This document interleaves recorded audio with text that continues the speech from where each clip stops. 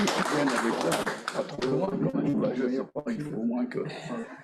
Bon, mon cher Philippe, voici enfin cette réunion que nous avons reportée déjà depuis plus d'un an suite à la pandémie. Mais ce que je veux retenir, c'est que même cette pandémie n'aura pas eu raison de notre volonté de se retrouver ensemble pour célébrer cette médaille. Cette distinction marquera, j'en suis sûr, cette carrière qui a été en très grande partie mise au service de l'enseignement et du franc.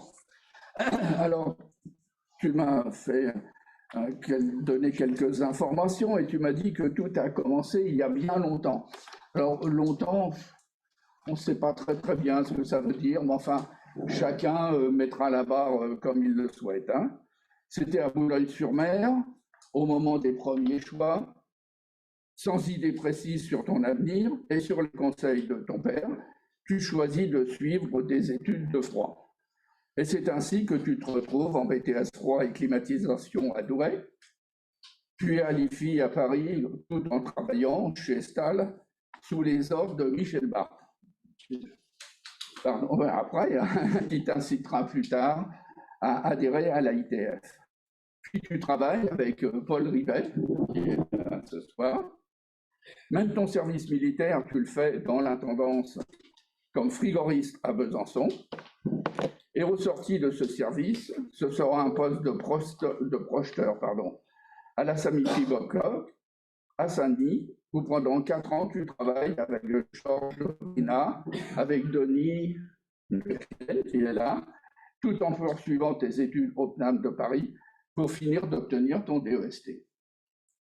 Après 4 ans dans l'industrie, tu t'orientes vers la carrière de formateur à l'ORT, où pendant de très nombreuses années, tu te mets au service de la formation pour adultes avec des cours théoriques et pratiques, et tu auras la satisfaction de voir un de tes élèves devenir le premier ouvrier de France en tant que frigoriste.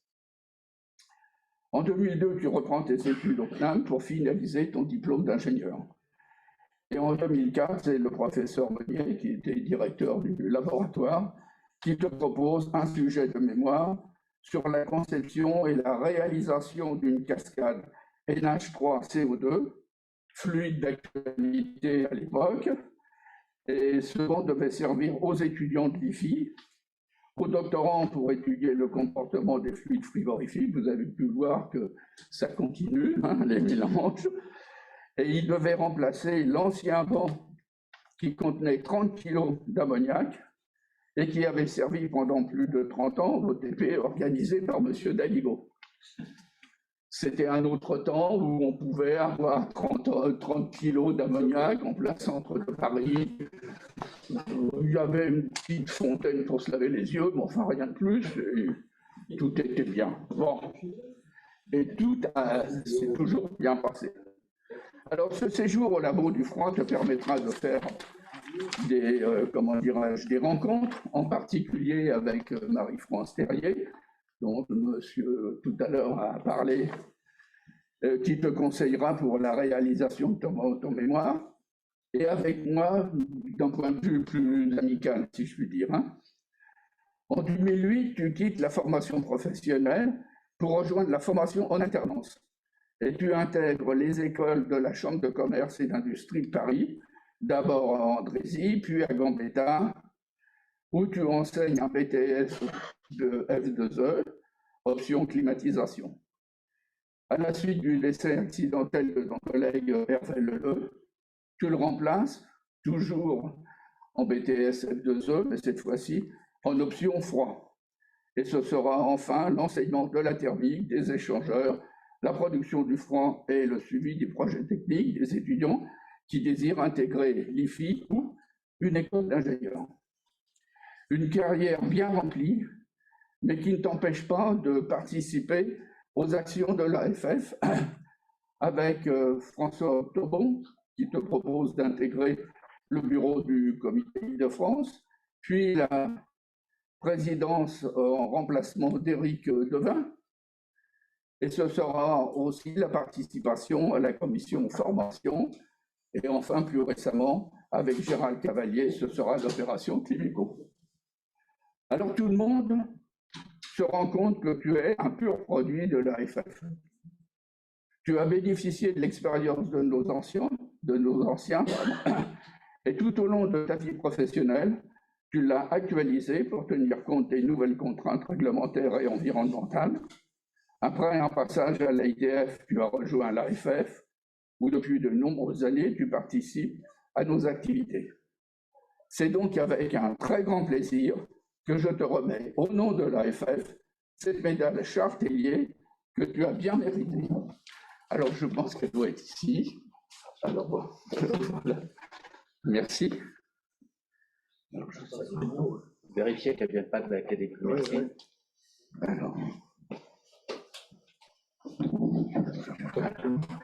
Et on va essayer de la montrer. Je ne sais pas comment ça se passe. Oui, c'est ici. Elle est plus belle que celle de l'Académie de médecine. Le diplôme. Oui. Ah oui. Voilà.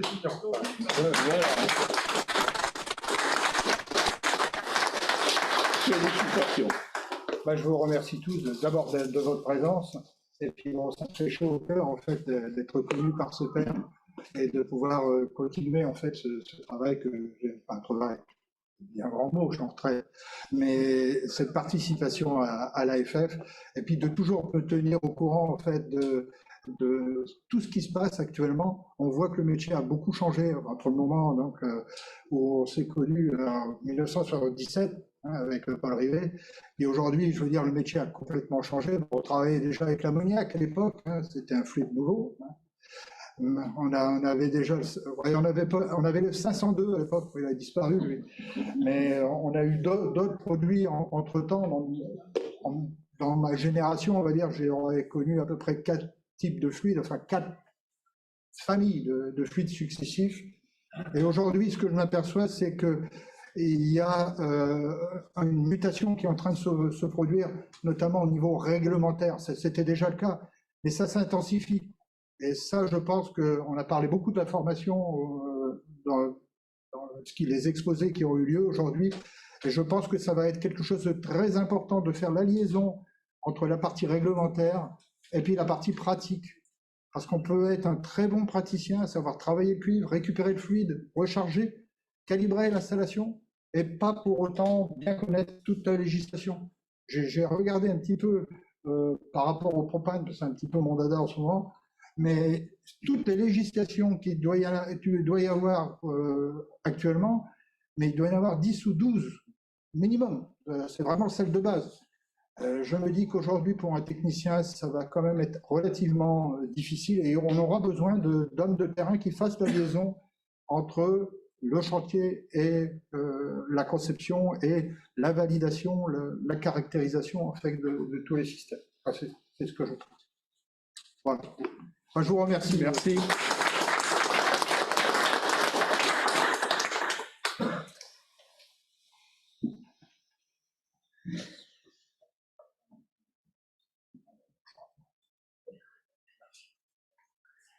Alors, nous allons passer maintenant au suivant, médaillé, Luc Deblanc, avec son parrain, Guy Hervier.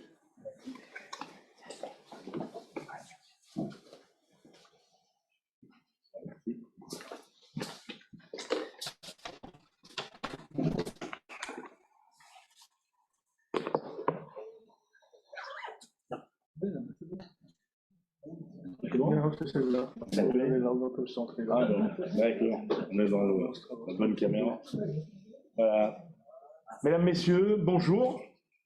Merci pour votre présence et pour votre accueil. C'est toujours très agréable que de mettre à l'honneur un ami de notre profession du froid. Et bien évidemment, avec ce symbole fort que représente la médaille Charles Tellier. C'est sans hésitation que j'ai accepté cette mission de parrainage pour la remise de cette distinction à mon ami Luc Deblanc. Je vous le présente rapidement. Luc est né à Ostende en Belgique. Il a grandi dans une famille de 4 garçons, avec sa maman enseignante et son papa ingénieur dans la pétrochimie. En 1979, il sort de ses études avec un DUT en électromécanique et débute sa carrière dans une entreprise de tuyauterie industrielle et nucléaire. En 1981, il rejoint Baltimore Air Cold, constructeur spécialisé dans le refroidissement évaporatif, comme responsable produit en usine européenne.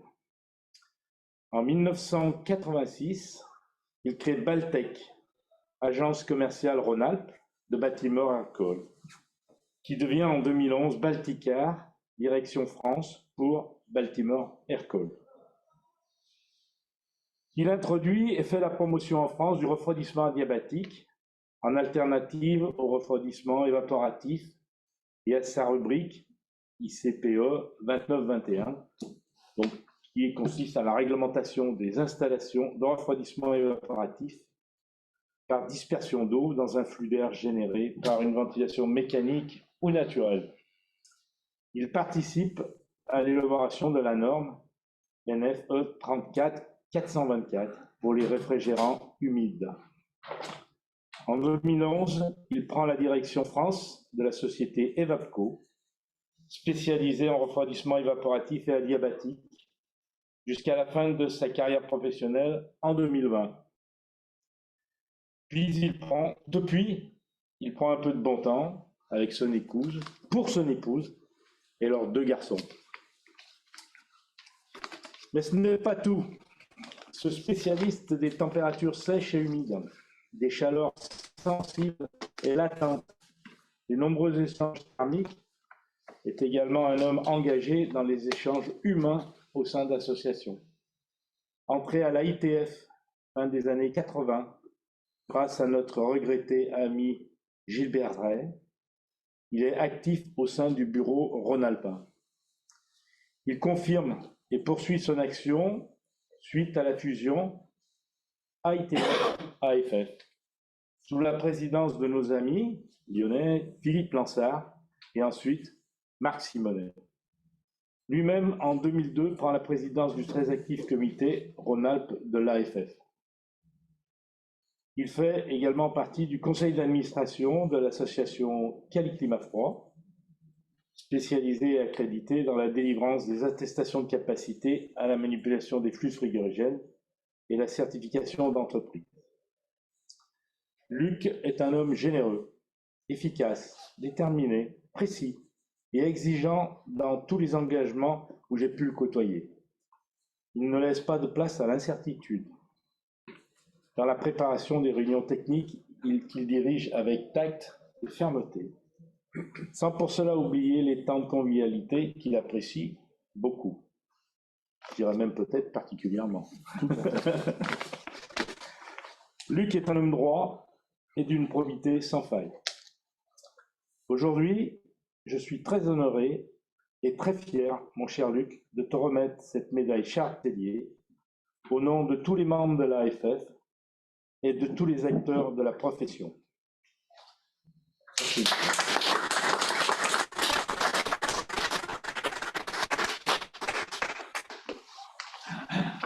Voilà. Cher Luc.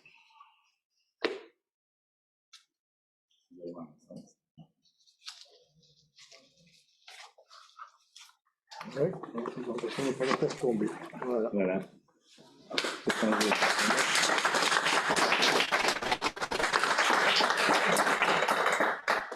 Merci à vous. Merci Guy pour cette introduction très élogieuse. Je tiens aussi à remercier l'AFF pour m'avoir proposé la remise de la médaille, qui est un honneur pour moi. J'ai réalisé toute ma carrière dans le refroidissement et cela fait 34 ans que je côtoie le monde du froid, en Rhône-Alpes d'abord et ensuite en France. Si je ne me suis plus dans ce métier, c'est parce que c'est un monde passionnant, fait de gens passionnés. Et un de nos buts, c'est la promotion des métiers du froid. Et cela se fait sur plusieurs axes. Tout d'abord, c'est l'objectif de notre association, l'AFF, auprès de ses membres, mais c'est aussi celui du SNEFCA en tant que syndicat auprès des membres entreprises. C'est pourquoi, en Rhône-Alpes, depuis plus de 20 ans, nous travaillons main dans la main pour organiser des activités et des réunions pour nos membres respectifs. Cela nous a également permis d'associer l'AICVF sur certaines réunions lorsque les sujets pouvaient intéresser tout le monde. Ensuite, cette promotion, elle passe aussi auprès de l'éducation. Et à ce niveau-là, l'AFF Rhône-Alpes et le SNEFCA en Rhône-Alpes ont été actifs auprès de tous les établissements scolaires et on soutient la formation IFI à Lyon. Maintenant, il faut aussi assurer la relève et une jeune génération. Et à ce titre, en Rhône-Alpes, nous avons été demandeurs et promoteurs de l'inscription gratuite de tous les étudiants BTS et IFI. Reste aujourd'hui comme message à trouver le moyen de les fidéliser. En conclusion, je vous remercie pour l'honneur qui m'est fait lors de cette remise. J'espère pouvoir continuer quelques années à œuvrer pour la profession et je vous souhaite une bonne soirée. Merci.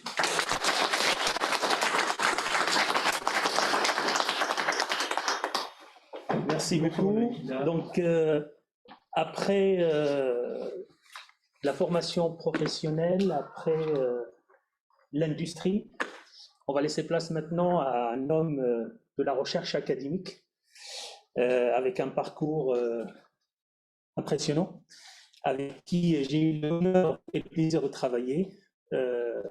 Jocelyn, bonjour, avec son parrain, Philippe Aberchi.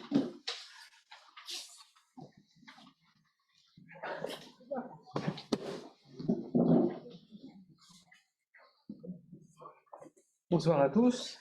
Alors oui, c'est en tant qu'universitaire et surtout en tant qu'ami que j'ai le plaisir de vous présenter mon collègue Jocelyn Bonjour. Jocelyn, tu es professeur d'université à l'INSA de Lyon et comme beaucoup d'entre nous, enseignants-chercheurs à l'INSA de Lyon, tu es un pur produit de l'école. J'entends par là, tu es ingénieur de l'INSA, tu es docteur de l'INSA et tu enseignes à l'INSA. Alors, n'en déplaise aux détracteurs, moi je trouve que ça donne un esprit de corps formidable et c'est une très bonne chose et ça assure une souhaitable continuité dans l'enseignement. C'est cette cohérence de l'enseignement qui est une bonne chose. Il y a continuité des enseignants des uns sur les autres puisque il y a la succession d'un certain André Lallemand qui avait enseigné en Valdiv, c'est ça. Alors, je suis un peu gêné, je dirais, mais je n'ai pas de souvenir de Jocelyn lorsqu'il était, lors de son passage à l'INSA, puisque tu étais de l'autre côté de la barrière. En tant qu'étudiant au département de génie énergétique et environnement, il est brillant élève, certainement, il n'y a pas de raison, et il a eu obtenu son diplôme de l'INSA, de GEN, et puis il a enquillé tout de suite, avec son DEA, une thèse avec Monique Lallemand sur l'ébullition confinée. Alors, le docteur, il disparaît. Hop là, on n'en parle plus, il était pourtant docteur de l'INSA, il disparaît tout à coup, et puis il disparaît pour devenir maître de conférence au CNAM, comme ça, hop. J'ai appris comme ça, par hasard. Puis après, il va faire un petit tour à Nantes. Et puis il nous revient. Il nous revient. Alors là, je me souviens, au passage, d'ailleurs, j'ai oublié de le dire, au passage, il passe une habilitation à diriger des recherches. Alors, rien que 11 ans après son diplôme d'ingénieur, je remarque la courteté de cette période. C'est relativement exceptionnel d'avoir été aussi vite et d'avoir progressé aussi vite dans la carrière. Je le revois ensuite, pardon, lorsqu'il est passé faire un tour des popotes, un petit tour de faire un tour des popotes lorsqu'il a proposé lorsqu'il a postulé, pardon, en tant que professeur à l'INSA de Lyon. Alors là, j'ai un souvenir, j'ai été ravi et c'est surtout flatté de l'attention qu'il a accordée à faire ce tour des popotes. C'était la première fois d'ailleurs qu'on voyait quelqu'un faire le tour des popotes, aller voir chacun les uns après les autres pour se présenter tout simplement. Ce premier contact, en tant que futur collègue, m'a laissé un souvenir mémorable et j'ai vu ce jour-là que l'affaire était faite, de toute façon, ça c'était sûr, c'est toi qui avais le poste, mais que j'étais surtout en face du successeur d'André Lallemand. On a travaillé ensemble au CETIL, alors depuis sa nomination, pour l'enseignement de la thermodynamique dont tu assures le cours encore aujourd'hui. Tu enseignes entre autres la thermo d'ailleurs, bien sûr, mais tu as aussi la mécanique des fluides, hein, c'est déjà un monstre d'ailleurs d'enseignement, la thermo et la mécanique des fluides, et puis tu assures aussi le transfert avec changement de phase dans le département. Alors en recherche, parce qu'on a toujours les deux étiquettes, hein, un enseignant, un universitaire, ça a toujours deux étiquettes, une étiquette enseignant à l'INSA, mais aussi une étiquette, une grosse étiquette recherche. En recherche, ton professeur t'a conduit à co-diriger, puis à diriger le CETIL. Bon, un laboratoire d'importance, je dirais, avec plus de 120 participants.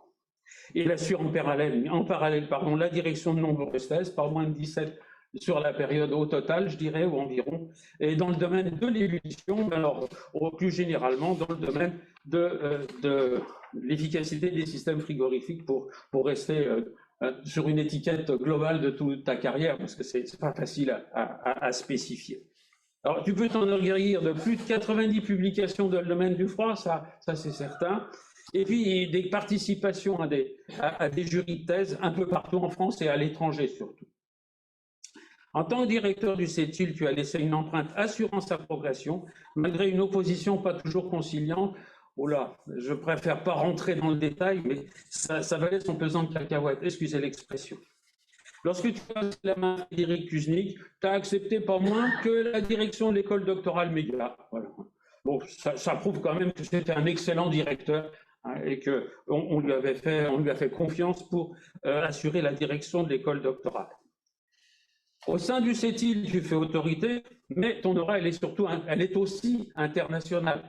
Hein, tu participes activement au développement du froid en tant qu'expert à l'Institut international du froid, mais aussi comme vice-président de la commission B1 de l'Institut. Tu as participé à l'organisation de nombreux colloques internationaux comme président, tout simplement, du comité d'organisation. Hein. Je me souviens de colloques à Lyon sur les caloducs, si mes souvenirs sont exacts. Et puis, aussi comme membre, bien sûr, du comité scientifique. Et si je m'abuse et si je ne me trompe pas, tu es le futur président du comité scientifique du prochain congrès international du froid de Paris. Hein. Voilà, enfin. Alors, je pense que c'est pour ça, mais je ne suis pas bien sûr, je pense que c'est pour occuper tes loisirs, parce que hein, tu fais rien, quoi. Il y a beaucoup de loisirs, hein, c'est sûr, hein, à avoir 88 publications en moins de 20 ans. Enfin, c'est un homme qui a excessivement de loisirs. Non, c'est plus sérieusement, c'est pour satisfaire sa curiosité et surtout, je pense, être au plus près des derniers développements, hein, que tu es éditeur régional de la revue internationale du froid, hein, si mes souvenirs, je crois bien, on en avait parlé, il me semble bien. Hein. Alors bon, tu es éditeur régional, alors c'est pour l'Europe de l'Ouest et les pays francophones. Alors, je crois que ça fait bientôt 10 ans que tu fais ça. Alors, tout le monde connaît Jocelyn, ne serait-ce que pour ça, s'il a proposé une publication, il est passé par son intermédiaire. Voilà tout ce que je voulais dire pour vous présenter Jocelyn. J'ajouterai quelques-unes de ses qualités. Il est modeste, charismatique, brillant. C'est un bourreau de travail, j'ai suffisamment insisté, mais qui parvient toujours à convaincre. Alors c'est ça qui est formidable, tu arrives toujours à convaincre ton auditoire. Et puis tu n'es jamais satisfait tant que tu n'as pas convaincu tout le monde et que tu as remporté l'unanimité de tous. C'est un passionné qui fait preuve de beaucoup de délicatesse et d'attention vis-à-vis de son entourage. Jagger était toujours de bonne humeur, je ne t'ai jamais vu en colère. Ton épouse confirme, hein. Et puis bien sûr, il est toujours prêt à rendre service. En un mot, c'est un gentil au sens propre du terme. C'est avec beaucoup de plaisir que j'ai l'honneur de lui remettre cette fameuse médaille Charles Tellier, hein, accompagnée de son diplôme, que voici. Voilà pour le diplôme, et voici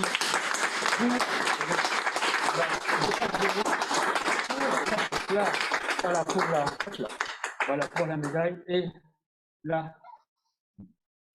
le diplôme. Voilà. Attends, tu me le confies, je te le rendrai, n'importe quoi, n'aie pas peur. Voilà. Merci Philippe pour cette très aimable présentation. Oui, c'est bien sûr un peu émouvant d'être là ce soir. Je vais commencer par remercier la SFT, mais sans représentant ce soir, son secrétaire général, mais je pense aussi à L'AFF. j'ai dit quoi? La SFT. Oh là, oui, mais ça, c'est pas grave. Oh le lapsus, la FF, bien sûr, son secrétaire général Mohamed Idrissi, parce qu'effectivement, voilà, tu fus le premier doctorant que j'ai eu la chance d'encadrer, voilà, c'était une expérience formidable. Et puis, je pense bien sûr à Gérald, le président de la FF. Oui. Aussi, quand Martine m'a appelé, et d'ailleurs merci Martine pour organiser ceci, je me suis d'abord demandé mais est-ce que j'avais bien fait pour mériter cela. Je me suis demandé ce que j'avais fait pour la FF, pour le domaine du froid. Alors pour la FF, la réponse est simple, on n'en fait jamais assez pour la FF. Donc, mais alors c'est vrai qu'il y a une époque où j'étais assez actif dans les années 90-2000 à la FF. D'ailleurs à cette époque-là, on fréquentait avec mon épouse la FF. Et puis avec le temps, l'un comme l'autre, on a été peut-être rappelé à d'autres activités, moins d'opportunités, moins d'occasions. Voilà, donc j'ai été un peu moins actif, mais c'est vrai que quand même dans le domaine du froid, tu l'as dit, j'ai essayé d'être très présent. Et finalement, j'ai eu beaucoup d'interactions avec l'Institut international du froid. Tu as un peu évoqué ça, tu as évoqué l'International Refrigeration. Voilà, donc bon, finalement, peut-être que j'ai fait un peu, mais surtout, je vais essayer de continuer à faire. Et puis, voilà, mais aussi, en ce moment, on s'est demandé quand même comment j'ai pu en arriver là. Et donc, finalement, c'est surtout des gens, des personnes qui me sont revenus. C'est-à-dire qu'il y a des personnes qui m'ont fait confiance. Tu as mentionné ma directrice de thèse, Monique Lallemand, mais je voudrais dire aussi, par exemple, que Francis Meunier, quand j'étais à l'IFI, m'a fait confiance. Didier Coulon, en tant que directeur de l'Institut, m'a fait de nombreuses fois confiance. Voilà, finalement, Jacques Guipard, à qui j'ai succédé comme éditeur des JR, finalement, à toutes ces personnes, on su me faire confiance, et ça fait partie de la trajectoire. Et puis, parmi toutes ces personnes, il y en a deux au sujet desquelles j'aimerais dire un mot particulier. La première personne, c'est mon parrain, c'est Philippe Aberchil. Parce que si lui se rappelle pas de moi étudiant, moi je me rappelle très bien de lui comme enseignant, et qu'il m'a vraiment formé intellectuellement. Puis en thèse aussi, souvent, tu es intervenu, tu avais toujours un avis utile, puis il dit qu'il m'a récupéré quand je suis arrivé professeur à l'INSA, mais en fait, il a commencé par montrer mes faiblesses en thermodynamique, et j'ai encore appris en 2005 en revenant à l'INSA, donc voilà, je ne serais pas là si je n'avais pas été là. Oui, l'autre personne dont j'aimerais, et je regrette beaucoup qu'elle n'ait pas pu être là aujourd'hui, dont j'aimerais dire un mot, c'est Marie-France Terrier. Alors évidemment, vous allez me dire, c'est pas très original d'avoir été formée par Marie-France Terrier, parce qu'elle a formé des générations successives de frégoristes. La différence, c'est que les promos à l'IFI s'enchaînaient, mais moi je suis resté 6 ans, 7 ans à travailler avec Marie-France, et donc c'est un peu comme si j'avais redoublé 6 ou 7 fois l'IFI. Et en termes de formation auprès de Marie-France, vous imaginez, parce que je tiens à dire ici que concrètement en pratique, ce que je sais ou ce que je sais faire en tant que frigoriste, c'est avant tout à Marie-France Terrier que je le dois. Voilà, et puis j'ai eu la chance, tu l'as dit, de travailler aussi avec des doctorants, et donc un mot pour Mohamed, le premier doctorant que j'encadrais, c'est vraiment une expérience, et puis voilà, jusqu'à récemment, la dernière thèse, c'est Claudia Capot, que beaucoup d'entre vous connaissent ici, pour ses activités. Donc je dirigeais sa thèse quand elle était au Sémafroid, et qu'elle travaillait avec Gérald Cavalli. Bon, puis c'est bien de regarder derrière soi, se demander ce qu'on a fait, mais un peu d'avenir, quelques mots. Alors, il y a quelques thèmes que je vais continuer à porter. J'ai des activités actuellement sur le givrage, sur les problématiques de givrage. On continue sur les frigoporteurs biphasiques, les émulsions, pour les encore. Et puis, il y a un thème dont plusieurs d'entre vous savent, voilà, qui me tient particulièrement à cœur, qui est l'eau comme frigorigène. On partage cette vue avec le CNAM, avec Brice notamment, avec Austremerac. On croit au R718 et on a encore à faire pour promouvoir le R718. Et puis, tu l'as dit, Philippe, c'est la perspective d'avenir à renforcer un engagement congrès international du froid. Je me suis engagé comme président du comité scientifique, je me suis engagé avec l'AFF dans le comité d'organisation, et je suis certain que ça va être un grand moment, pour réunir toute la famille des frigoristes là, en fin août 2023. Donc voilà, je suis absolument ravi d'avoir ce rôle-là et l'AFF, elle peut compter sur moi.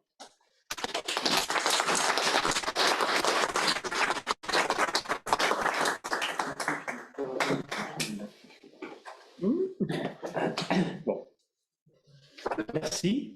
C'est ça? C'est bon. Merci.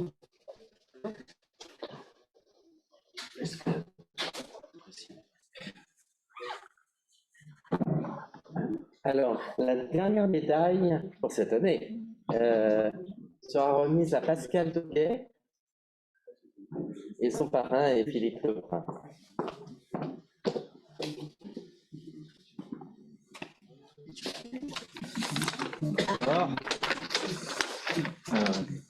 Monsieur le secrétaire général, cher Pascal, chers collègues, je suis très heureux et honoré de prendre la parole devant vous ce soir pour présenter Pascal Doguet, récipiendaire de la médaille Charles Tellier, qui est la plus haute distinction française dans le domaine du froid, comme vous savez. Je connais Pascal depuis son stage de master au CERN, dans quelques années, et c'était au début du projet de grand collisionneur de hadrons, supraconducteur, LHC, qui, comme vous le savez, est refroidi avec une centaine de tonnes d'hélium superfluide.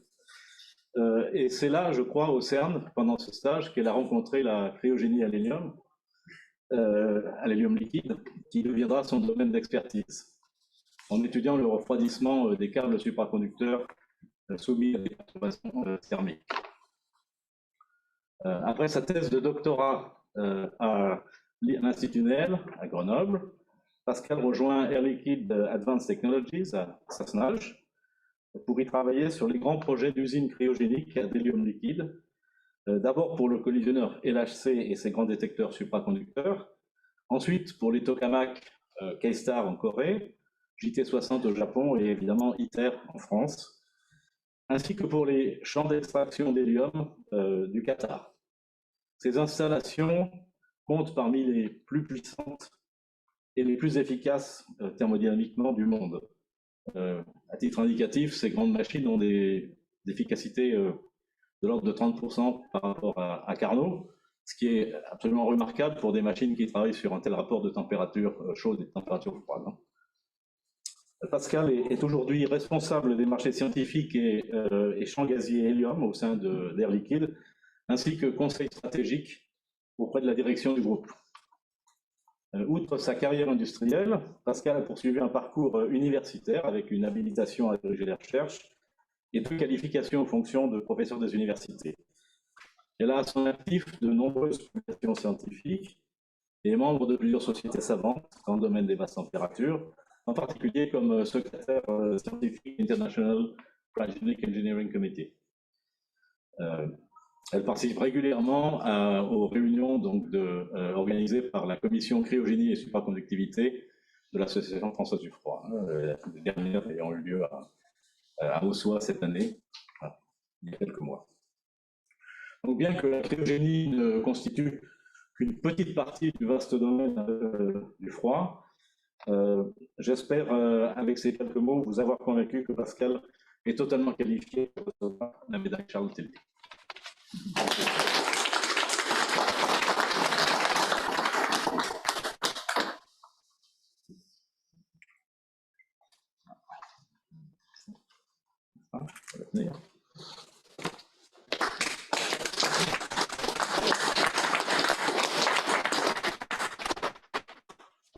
Merci beaucoup à vous. Comme je ne suis pas habituée à donner des discours, c'est possible pour me donner une conférence de réfrigération hélium, mais du coup j'ai écrit quelque chose. Donc écoutez, je remercie chaleureusement les membres du bureau de l'AFF pour ce prix, et en particulier Philippe Land ici présent, pour avoir pensé que je le méritais et pour vous avoir soumis cette suggestion. Je suis sincèrement très honorée et impressionnée quand je regarde le parcours de Charles Tellier et la liste des récipiendaires précédents. En fait, je me sens un peu toute petite au milieu d'eux. En me décernant ce prix, vous m'avez amené à me retourner sur mes presque 30 ans de carrière que Philippe Lebrun m'a présenté et à me demander comment j'ai pu arriver là et pourquoi je suis arrivée là. Donc, mon collègue précédent, alors ma réponse en quelques points. D'abord, j'ai la chance d'être née en France, de vivre en France, et je pense qu'il est utile de se le rappeler de temps en temps. C'est une chance. J'ai la chance d'avoir été à l'école, une école gratuite et obligatoire pour les garçons et pour les filles. J'ai eu la chance d'avoir des parents qui m'ont encouragé à donner le meilleur à l'école, ce que j'ai fait. Ils m'ont aussi encouragé à choisir le métier que je voulais et ils m'ont soutenu. De leur bouche à eux, je n'ai jamais entendu que ce métier n'était pas un métier pour une femme. Mes parents ont eu les moyens de financer mes frais de subsistance pendant mes 5 premières années d'études, ce qui n'est bien sûr pas le cas de toutes les familles. J'ai eu d'éminents professeurs à l'INP Grenoble, au CERN, au CNRS et à mon arrivée chez Air Liquide. Il y a tous ces hommes qui ont pris le risque, il y a 20-30 ans, de me donner ma chance en me prenant en stage, en thèse, en m'embauchant, bien que femme, puis en me confiant des responsabilités, bien que mère de famille. Donc je vais citer Louis Burneau du CERN, qui était mon maître de stage en 92, Jacques Chaussy et Philippe Grandy du CNRS, mes directeurs de thèse, Guy Gisto, Alain Tessier et Michel Moulinet chez Air Liquide, ainsi que leurs successeurs, donc mes managers dans le groupe Air Liquide. Il y a bien sûr la contribution de tous mes collègues. Donc j'ai des femmes et des hommes brillants et sympathiques autour de moi, avec qui je travaille au quotidien. Et on a aussi des clients précieux qui nous font confiance. Le CNRS, le CEA, le CERN, ITER, Fermilab, Qatargaz, pour n'en citer que quelques-uns. Donc c'est un travail d'équipe et c'est des partenariats à long terme avec ses clients. Encore un dernier point d'importance. J'ai la chance d'avoir un compagnon de 30 ans avec des responsabilités professionnelles équivalentes aux miennes, qui ne m'a pas demandé de sacrifier sa carrière à la sienne et qui lui aussi contribue à la logistique domestique et à l'éducation de nos enfants. L'éducation dans laquelle nous nous sommes tous les deux beaucoup investis, avec satisfaction en parallèle de nos deux carrières bien prenantes. Donc il est quelque peu illusoire de penser qu'on est seul de ce qui nous arrive, alors qu'on n'arrive à rien sans les autres.